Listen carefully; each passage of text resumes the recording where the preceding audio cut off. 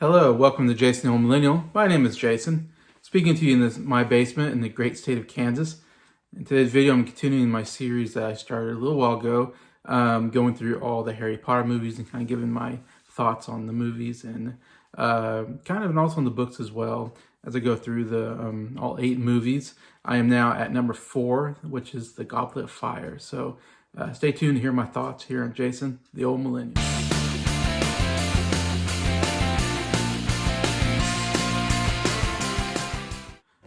Hello, everybody. Hope everybody's doing well here on a Wednesday late night. Bringing you another video late in the night here.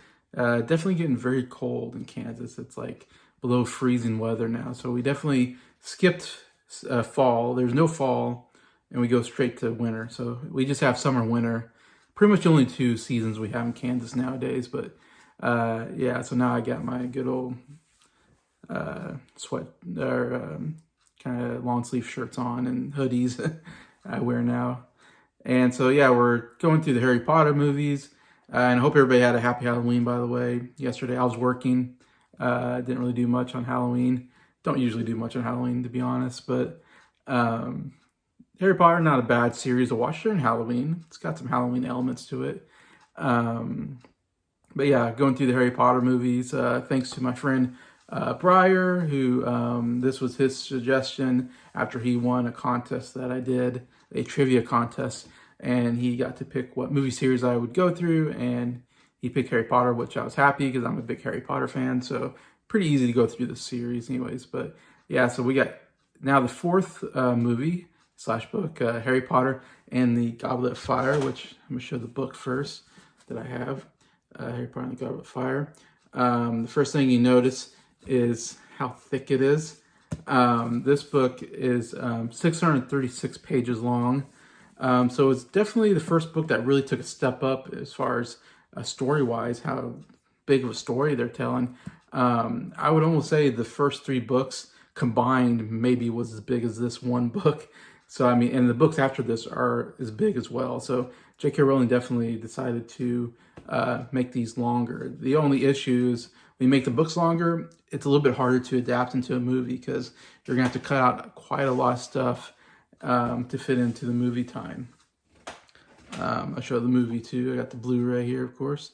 Great Blu-ray cover. I like that. A lot of the main characters there.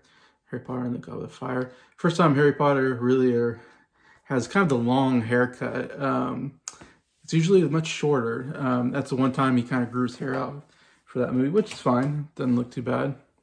The book itself was published in 2000, so almost 24 years ago. It's the only book in the Harry Potter series to win the Hugo Award, so I'm not sure why that is. They should all won probably, but so that's pretty cool. Won that award. Over 3 million were sold in the first weekend, so it did incredibly sold well, especially that first weekend. As every Harry Potter book is always highly anticipated.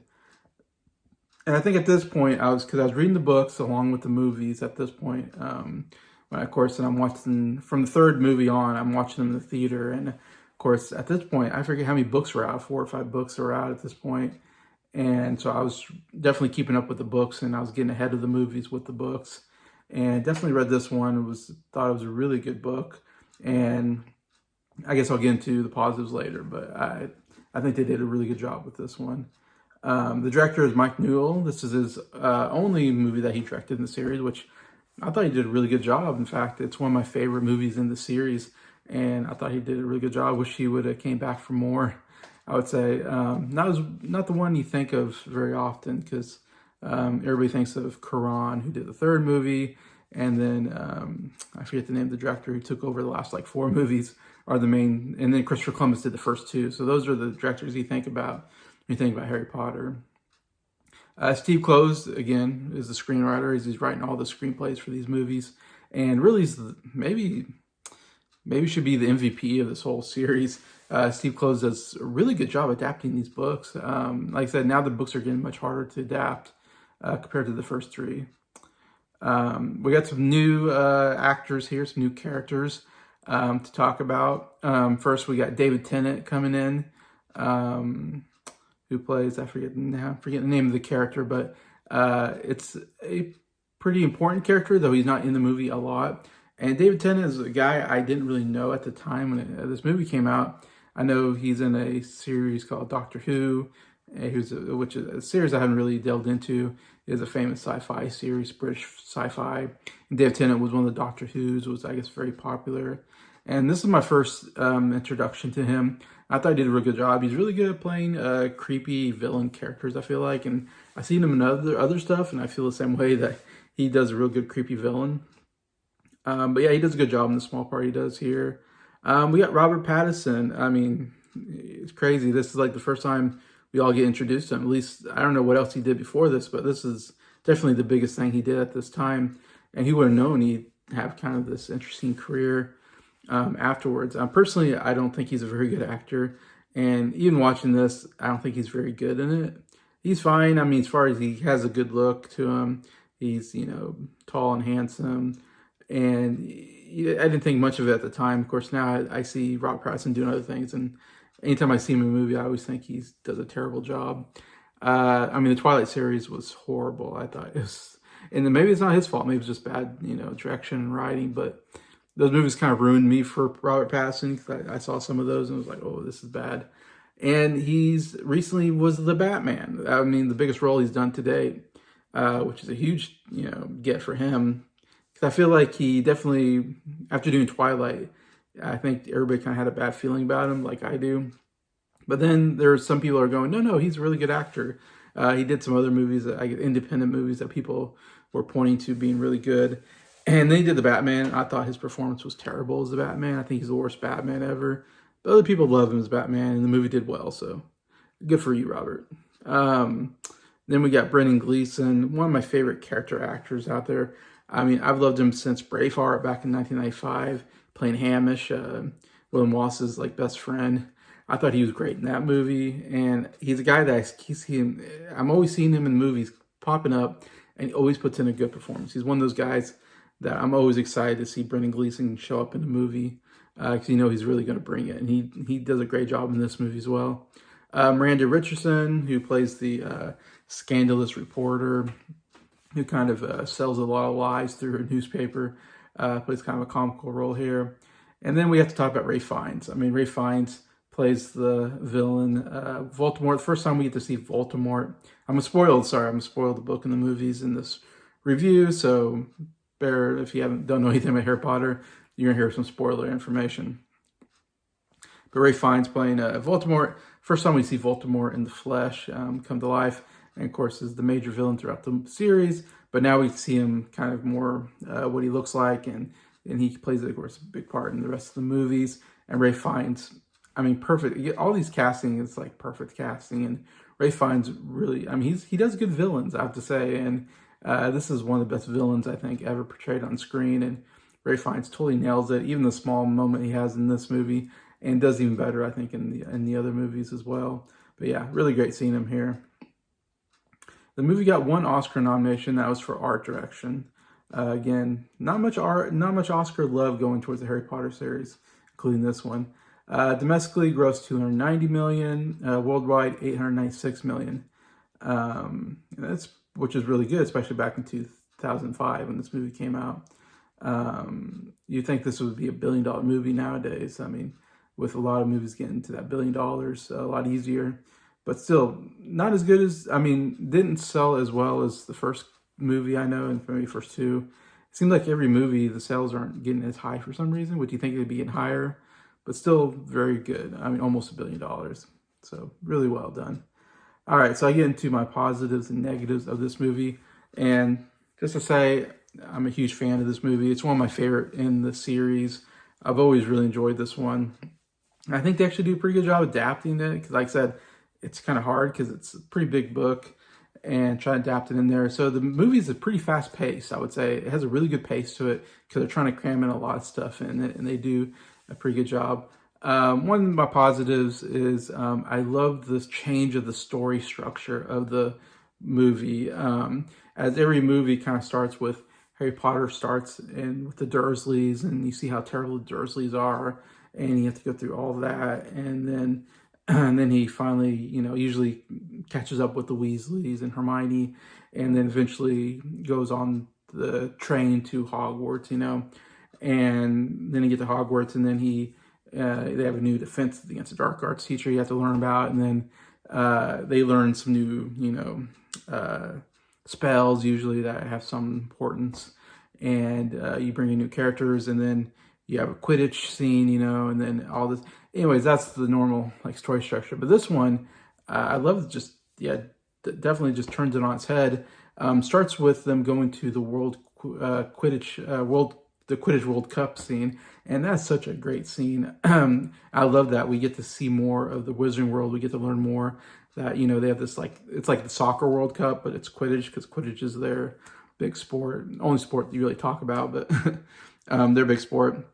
And so that was cool seeing this big cup, and they're all there with all these wizards and how they do that. And then the cup itself was kind of cool, the visual effects. I guess I'll get into visual effects here in a bit, but I thought everything was done very well, and how that moves right into the Death Eaters. We learn about them and all that. And the movie, like I said, the story just flows very well, very fast paced. You get what you need, and you go on and you meet all these new characters. And then you get to school, and then you find out, oh no, we're not going to have a normal school year. We're learning spells. No, we're doing this this big Tri-Wizard Cup thing that happens every, I don't know how many years they do it, but it's a very special event that happens every once in a while where 3 different wizarding schools get together, and they have 3 individuals from each school, one from each school, compete in these 3 contests, and the winner gets the Tri-Wizard Cup. Such a cool idea. I love the whole idea of it. And of course, how it plays into the plot, just brilliant. I definitely, like I said, I love how it just changes up how they normally do it. And it's just a really good idea. Of course, J.K. Rowling, I think, is brilliant in these books and coming up with new ideas for them. And so it's not the same old. We're getting something much different. We're learning about different wizarding schools too. You don't really know about new wizarding schools, and you're like, oh, there's these other wizarding schools versus like Hogwarts. Hogwarts is like the English school, and then you got they meet the French school and like the Hungarian school or whatever. So it's like, oh, so every country has like their own wizarding school. I guess that makes sense, but you don't really think about it. At least I didn't until I was, reading the book or watching this movie and going, oh, that's kind of cool. Like we're learning more about all that, and then we learn more. Maybe I'm getting my head myself, but I love that we're learning more about the Death Eaters, and we're learning more about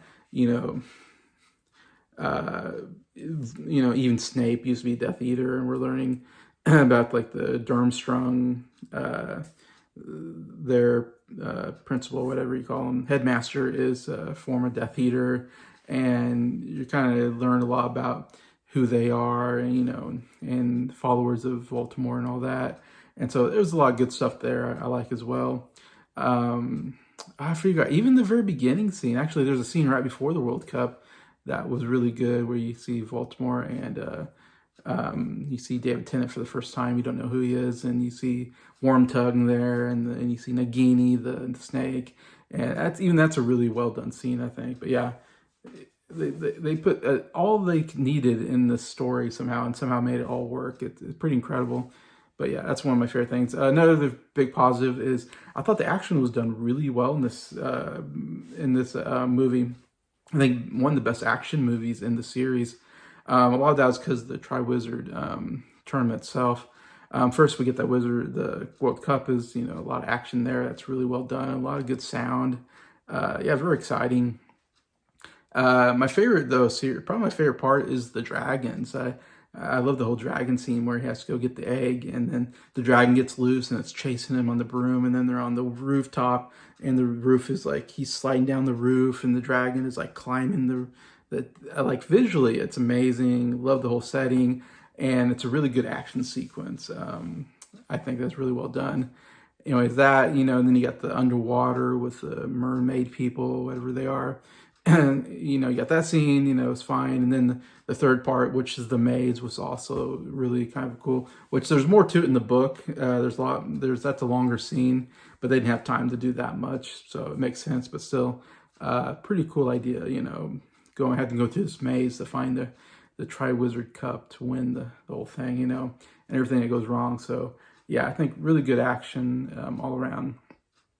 Again, some great. I always say this probably in every um, review. There's always some great additions, and so I always have to talk about. One of my favorite things is some new characters, and the two I want to say the most. My two favorite characters coming in is Mad Eye Moody, played by Brendan Gleeson. I mean, what a great character, and Brendan Gleeson does him so well. Kind of this crazy guy, eccentric, comes a new Defense Against Dark Arts teacher. And the whole scene with again, I love when we learn about the three, what do they call them? Unforgivable curses, like such a great scene in the book and in the movie. I think that's done so well, and it's creepy, and all this, and to learn that, oh, I didn't know there's three unforgivable curses, and the death curse, Avocadabra or whatever, is something that you'll see a lot in the rest of the movies. And every time you hear someone say that, oh, that's the death curse. It's like a green light coming out of their wand. And you're like, oh, they're trying to kill somebody. So that's pretty important. But yeah, all that's great. And the fact that he keeps drinking out of this what we call it, flask. So you're thinking, is this guy just an alcoholic? But yeah, there's more to it than that, of course. But it just plays into that character. And of course, the crazy eye that moves, and yeah, it's such a great character.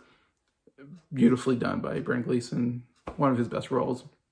Of course, the other one I already talked about, Voldemort, done so well. When Ralph Fiennes first comes into the Voldemort role at the very end, and he comes up and he like feels his skull, and he's just so delighted feeling his own skin again. And it's just, oh man, what a great introduction. I'm gonna mess my hair up, but such a great introduction to the character. And then, so he's just so evil. You just tell by the way he acts with Harry Potter. You're just like, yeah, this is Voldemort. Like I'm reading the book and I'm watching the movie and I'm thinking, yeah, that's Voldemort. Like, how did they nail that character so well? I mean, that's exactly what I was expecting out of the page, So no disappointments, which is great.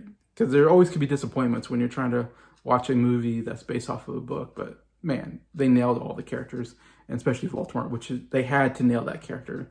That is an essential character you have to nail to do this well, and they did it. I mean, the makeup job, costuming, all great. Again, another positive, like I said, visually, I thought it was one of the best visual movies in the series.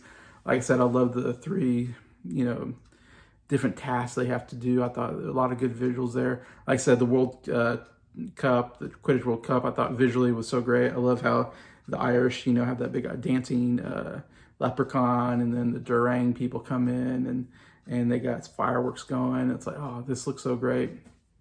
And the Quidditch scenes are looking much better than they did in the earlier movies.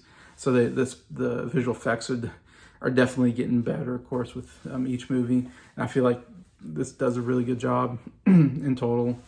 Trying to think whether there's scenes to talk about visually, but like I said, that dragon scene is so good. Being chased by the dragon on the castle, really good stuff. Yeah, and I'm sure there's more stuff I can talk about there, but yeah, you get the idea. One thing is I love the use of mystery throughout the series. I love the whole, the plot is really good. Like, it's one of the best plots, in my opinion, of the whole Harry Potter series. And I love the idea that there's this, you have to put your name in this cup, and then it chooses the three champions, and then Harry Potter's name gets chosen even though it shouldn't have, because he's underaged. And so that means somebody put his name in the cup.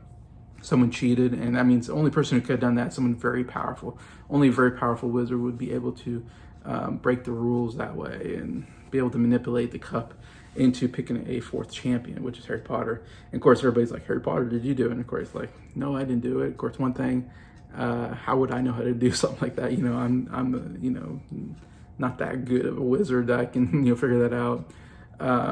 But then I love how they kind of, throughout, you're kind of trying to guess, like, who did it, like Snape could have done it, maybe the Durmstrang headmaster, he could have done it. He looks kind of evil. So I love how they kind of keep it guessing there. And then when they reveal, like, who did it, I think was a great reveal where you're like, oh, I didn't see that coming, which I always love that. Like, again, kind of I talked about with the second movie, like, sometimes that happens and it totally blows me away. And this was another case where, of course, I read the book first, so I knew it was going to happen. But when I was reading the book, I definitely was like, oh, wow. Like, I did not see that character being the bad guy. Anyway, so I love the mystery of the movie. Love the final scene. The final scene with Harry Potter facing off against Voldemort. So good. Of course, yet the death of uh, Robert Pattinson's character. I'm forgetting the name, but that's such a huge death. Even though he's only introduced, it definitely takes a toll on the characters throughout the series. And the first time you really see a major character, not a major character, but the first time you see someone, because every book after this one, every movie after this one is going to have a major death scene.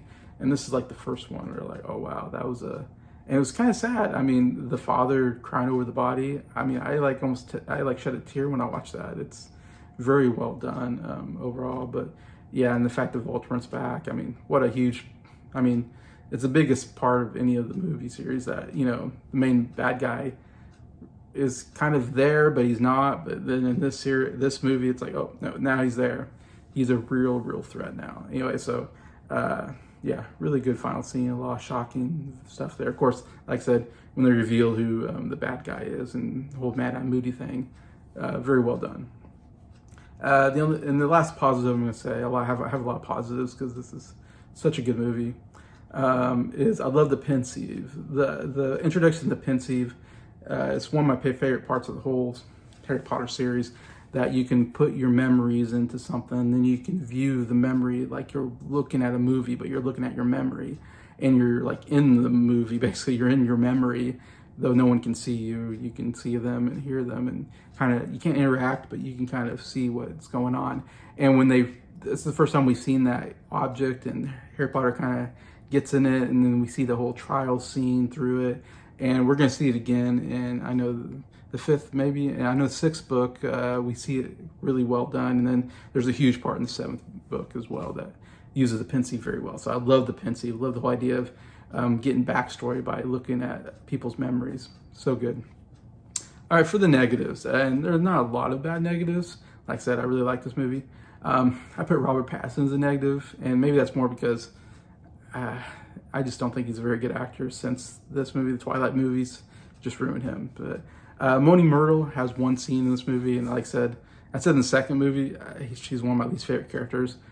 Though I don't know if she was needed in this one. She was needed in the second movie, but still I put it as a negative. I don't like Moaning Myrtle. One negative, Harry and Ron, when they fight, that's my least favorite part of the movie. And I know it's part of the book, it's part of the movie, it's conflict. They get back together. I mean, they become friends again, but this happens a couple times during the series. And always the most annoying part of the series is when those two are fighting and not getting along.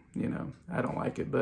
And then the last thing I'm going to say about negatives is I thought Michael Gambon was really terrible as Dumbledore in this movie. I think it's when he took over in the third movie, I thought he did okay in the third movie. I was like, okay, he's not as good, I think, as, what's his name? Richard Harris, who did the first two. I think still the best Dumbledore. And he took over, and I thought, Michael Gambon, he's okay, but he's no, Richard Harris. And then this movie, I was like, oh, Michael Gambon's a really bad Dumbledore. Like, I really do not like his performance as Dumbledore. And it doesn't ruin the movie, luckily, but it definitely, like, man, I really wish they could have gotten a better actor for that role or a different actor. But, and maybe I'm putting too much on the actor. Maybe it's the director that did a bad job. I guess maybe I'm being mean, but I just know when Michael Gambon took over, the character was not as good, and it's the best character, one of the best characters in the whole series. I mean, Dumbledore is amazing, But one scene, he gets mad at Harry one point where Harry, his name comes out, and so he has to go backstage with the other champions, and they're all confused about what happens, and Dumbledore bursts in the room, and he grabs Harry Potter and throws him against the wall. It's like, did you put your name in there? And I'm like, that's not Dumbledore. Dumbledore would never do that. He doesn't yell at Harry. He doesn't, throw him against the wall. I say throw, push him against the wall. Like, man, I really ruined the character almost for me. And so, yeah, I didn't like that. Anyway, so that's my last negative. Overall, great movie. One of my favorite in the whole series. Really high up there for me. So please tell me in your comments, what do you think about Harry Potter and the Goblet of Fire? Do you like it as much as I do? Where is it in your series? I've heard some people say it's their least favorite in the series. For me, it's one of my favorites. So definitely put something in the comments. I'd love to read them. And just thank you to everybody that is watching these videos. Thank you for liking them. And just thank you to all my subscribers for supporting the channel. I appreciate you all and hope you have a good day.